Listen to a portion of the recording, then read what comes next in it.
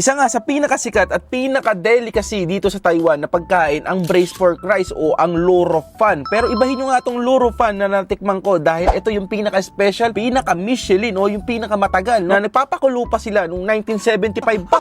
Tara, kain tayo. Look at the jelliness. Tingnan nyo, di ba jelly? Sobrang lambot, guys. Unang kagat, suka agad. Oh, Dito nga lang yan sa may Wang's Broth at ito talaga yung pinakamasarap na natikmang kong braised pork o yung lo ro fan na nagsuserve dito sa Taiwan dahil since 1975 pa sila. Talagang na-perfect nila yung pagkakaluto. At ayun yung in-order natin na braised pork or yung kong ro fan or yung pork belly. Tapos ito naman yung braised duck egg na may tofu. For as low as 170 NT mo, mabubusog ka na talaga dito. Nag-extra rice pa ako dyan at marami pa kayong pwedeng orderin dito. Hindi lang naman ito. Meron silang mga iba't ibang menu dito at napakaganda ng ambience dito at napaka-pogi nung nasa video. Sinag sa on your mouth. Grabe, ang sarap. Ingat sa mga high blood dyan.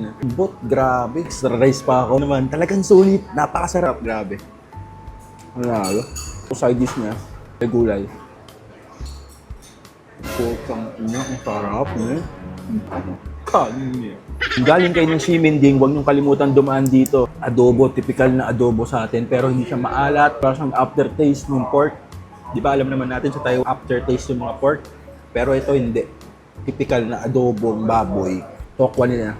Parang yung adobo sa atin, pero mas pinasosyal, mas pinasarap. Sarap, the best. Wala siyang aftertaste.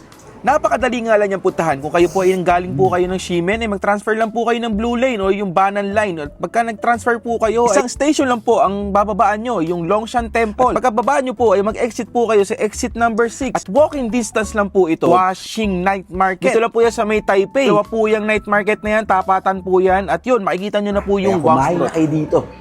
Yun lang. Maraming salamat.